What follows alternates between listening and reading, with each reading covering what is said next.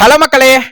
So welcome back அவர் பணவீக்கம் channel. So இன்னும் இந்த சேனல் நீங்கள் சப்ஸ்கிரைப் பண்ணல அப்படின்னா கண்டிப்பாக சப்ஸ்கிரைப் பண்ணி வச்சுட்டு பாருங்க. அதே மாதிரி வீடியோஸை ஸ்கிப் பண்ணாமல் பாருங்க. இன்னைக்கு ஒன்றுமே இல்லை, ஒரு இம்பார்ட்டன்ட் நியூஸை மட்டும்தான் நம்ம வந்து டிஸ்கஸ் பண்ண போகிறோம். அதை முடிச்சுட்டு அப்படியே வந்து நம்ம எப்பவுமே ரெகுலராக என்ன ஸ்டாக் வாங்கியிருக்கோம், அது என்ன பர்ஃபார்ம் பண்ணிட்டு இருக்கு அப்படின்ற போர்ட்ஃபோலியோ வெரிஃபிகேஷன் தான் பண்ண போகிறோம். ஸோ அதனால தயவு செஞ்சு சொல்கிறேன், ஸோ ஸ்கிப் பண்ணாமல் பாருங்கள். அப்போ தான் என்னோட ஸ்கிப்பிங் ரேட் வந்து ரொம்ப கம்மியாக இருக்குது. நீங்கள் உள்ளே வரீங்க, ஸோ வீடியோ வந்து நான் விர்ச்சுவலாக இல்லை அப்படின்றதால வெறும் டாக்குமெண்ட்டாக காட்டுறதால மேபி வந்து உங்களுக்கு பிடிக்காம இருக்கலாம். ஸோ அதனால் ஸ்கிப் பண்ணிட்டு போகிறீங்க. ஸோ அப்படி இருக்கவங்க ஃபர்ஸ்ட்லேயே வந்து ஸ்கிப் பண்ணிட்டீங்கன்னா கூட கொஞ்சம் நல்லா இருக்கும். ஸோ லாஸ்ட்டில் வந்து ஸ்கிப் பண்ணுறது அப்படின்றது வந்து என்னோட அந்த வீடியோ வியூஸ் வந்து இதனால அடி வாங்குது. ஸோ அதனால தயவு செஞ்சு சப்ஸ்கிரைப் பண்ணிட்டு பாருங்க, அதேமாரி லைக் பண்ணிட்டு பாருங்க. உங்களுக்கான வீடியோ தான் இது. ஸோ இதை நீங்க யூஸ்ஃபுல் அப்படின்னு நினைச்சீங்க அப்படின்னா கண்டிப்பா ஸ்கிப் பண்ணாம பாருங்க. ஸோ இன்னைக்கு இந்தியன் மார்க்கெட் என்ன ஆயிருக்கு அப்படின்றதுக்கு முன்னாடி, இன்னைக்கு மார்க்கெட் ஒரு 1000 பாயிண்ட் ரெக்கவரி கொடுத்துருக்கு. நீங்க காலையிலே ஒரு 9:15 பார்த்துருந்தீங்க அப்படின்னா கண்டிப்பா எல்லாருக்குமே தோணிருக்கும், இன்னைக்கு மார்க்கெட் இன்னைக்குல இருந்து கிராஷ் ஆக போகுது, மார்க்கெட்ல வந்து ஒரு வைப் அவுட் நடந்திருக்கு, ஸோ இதுக்கப்புறம் வந்து இன்வெஸ்டர் எல்லாருமே ஒரு பேனிக் செல்லிங் பண்ணணும் அப்படின்ற அளவுக்கு இன்னைக்கு மார்க்கெட்டை கொண்டு போய் கேப் டவுன்ல வச்சிருந்தாங்க.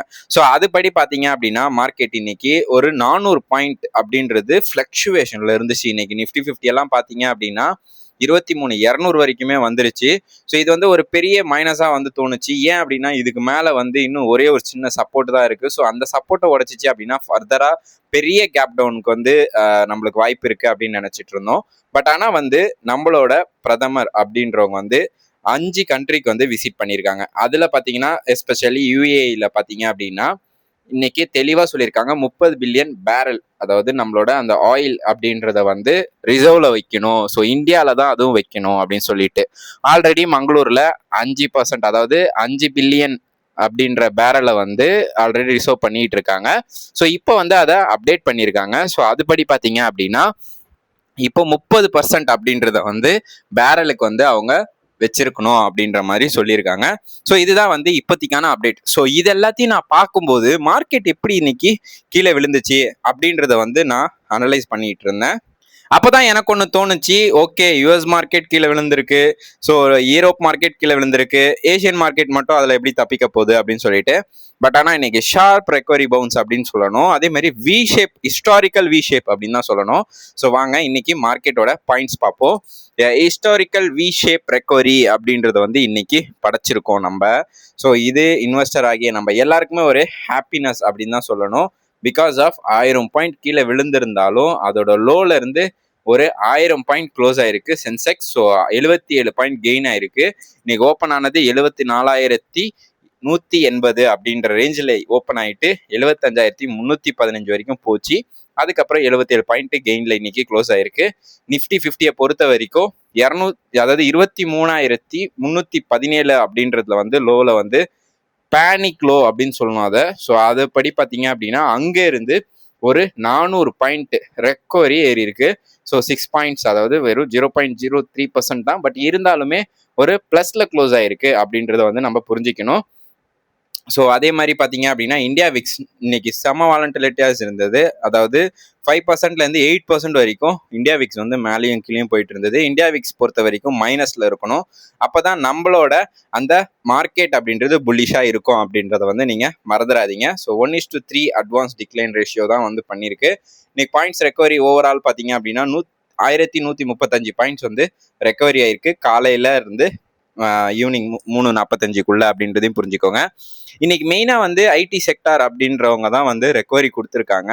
ஸோ ரிப்பி வந்து டிப்ரிஷியேட் ஆகிட்டே போகுது, அதாவது ருப்பி கீழே விழுந்துகிட்டே இருக்கிறதால ஐடி செக்டாருக்கு இதனால வந்து ஒரு பாசிட்டிவ் அப்படின்றத வந்து சொல்லலாம். ஏன் அப்படின்னா நம்ம இம்போர்ட் அப்படின்றத வந்து கேஷ் ரிசர்வ் அப்படின்றத வந்து டாலர்ல நம்ம வாங்குறது எந்த துறை அப்படின்னு பார்த்தீங்கன்னா ஃபார்மா, அப்புறம் வந்து நிஃப்டி, அதாவது ஐடின்னு தான் சொல்லணும். ஸோ இது 2 படி பார்த்தீங்க அப்படின்னா ஐடி வந்து ஸோ இன்னைக்கு ஒரு 2.5% ஏறி மார்க்கெட்டே வந்து வி ஷேப் ரெக்கவரி கொடுத்துருக்காங்க. Next pharma. ஸோ இவங்க வந்து டிஃபென்சிவ் ஸ்டாக்ஸ் அப்படின்னு சொல்லுவாங்க.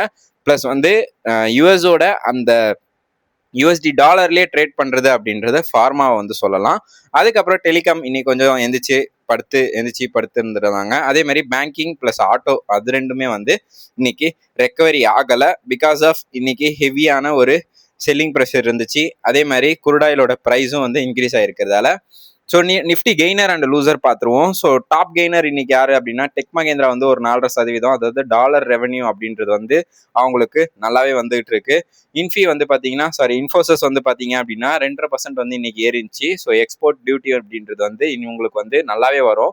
அதே மாதிரி பாரத் ஏர்டெல் அப்படின்றது ஒரு 1.5%, Q4 ரெவன்யூ வந்து 15% இயர் ஆன் இயர் வந்து ஏறி இருக்கிறதால சன்ஃபார்மாவை பொறுத்த வரைக்கும் 1.5% வந்து ஏறிச்சு. ஹெல்த் செக்டார்லேயே வந்து ஒரு டிஃபென்சிவ் ஸ்டாக்காக இருக்கு. அதே மாதிரி பார்த்தீங்க அப்படின்னா விப்ரோ, ஸோ அவங்க வந்து ஒரு 1.5% ஏறி ஐடி செக்டாரோட டேர்ன் ஓவரா இருந்தாங்க அப்படின்னு தான் சொல்லணும்.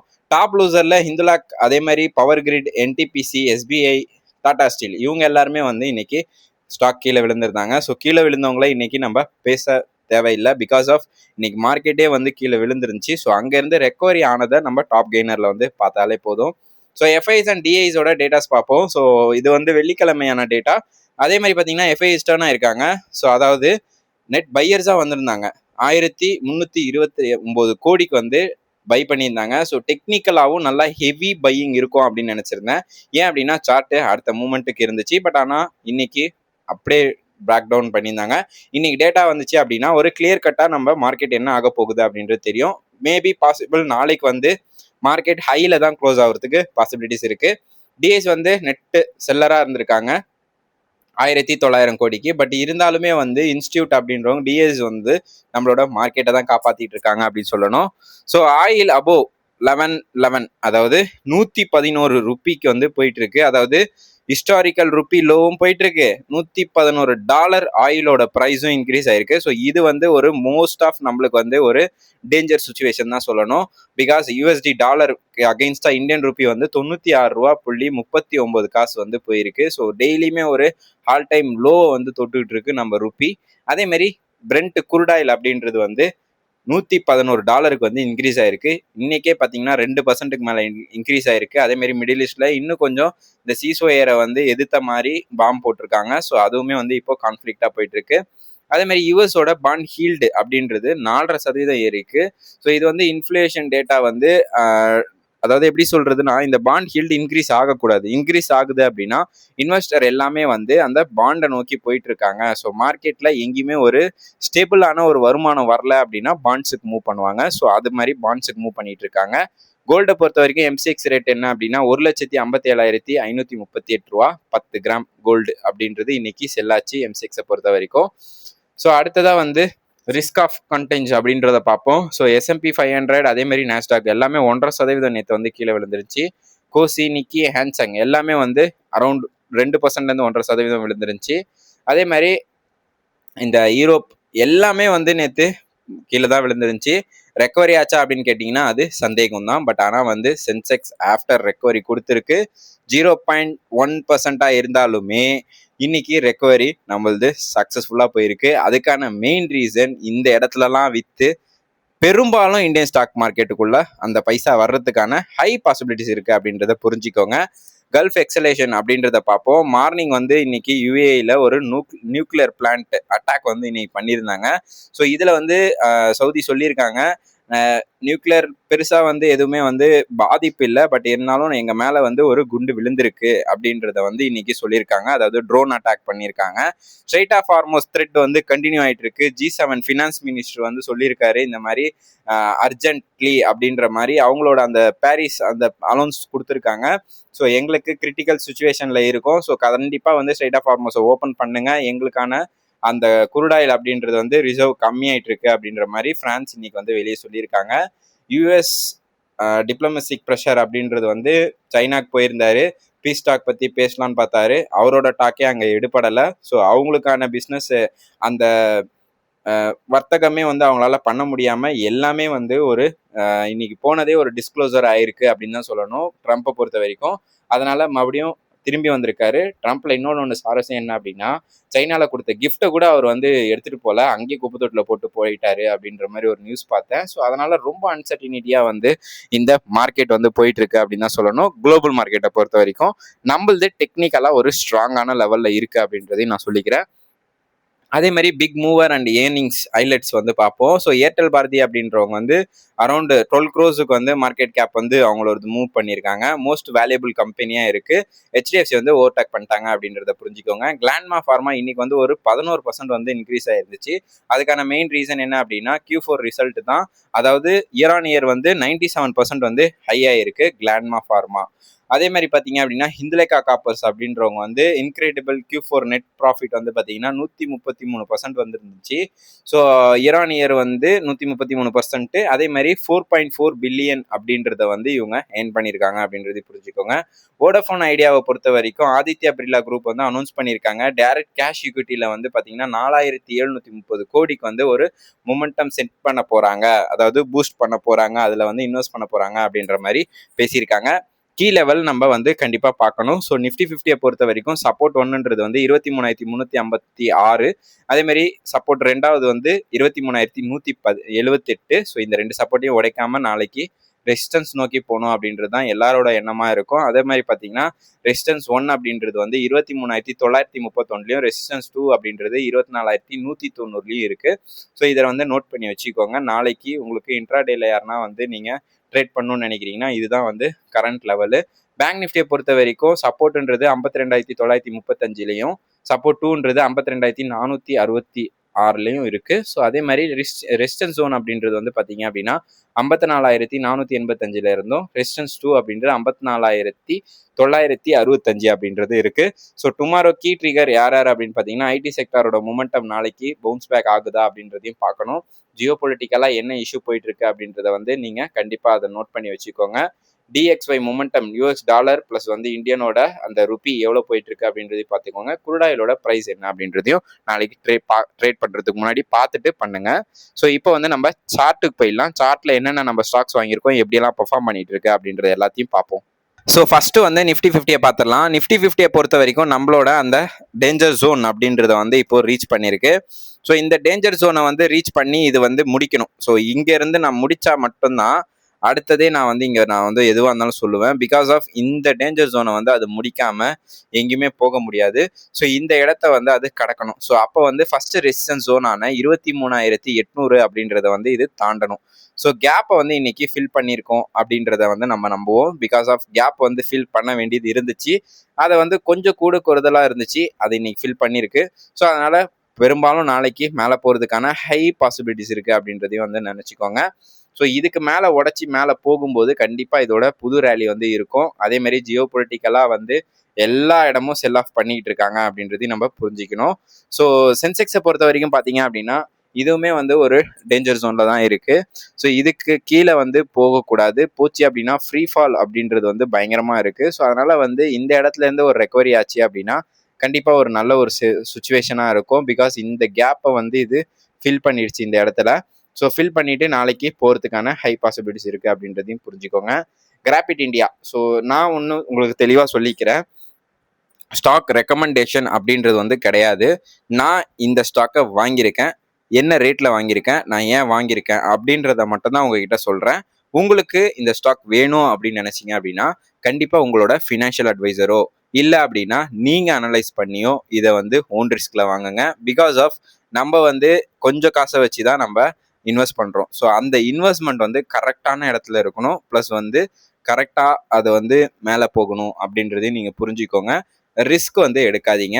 ஸோ முடிஞ்ச வரைக்கும் ஸ்டாக்கை வந்து இந்த ப்ரைஸில் இருக்குது, இந்த ரேட் அப்படின்றத தான் நான் சொல்லுவேன். ஏன் அப்படின்னா நான் வாங்கியிருக்கேன். ஸோ அதுக்கப்புறம் நீங்கள் வாங்குறது வாங்காதது உங்களோட விருப்பம். நான் உங்களை வாங்குங்க அப்படின்னு எந்த இடத்துலையும் சொல்ல மாட்டேன்.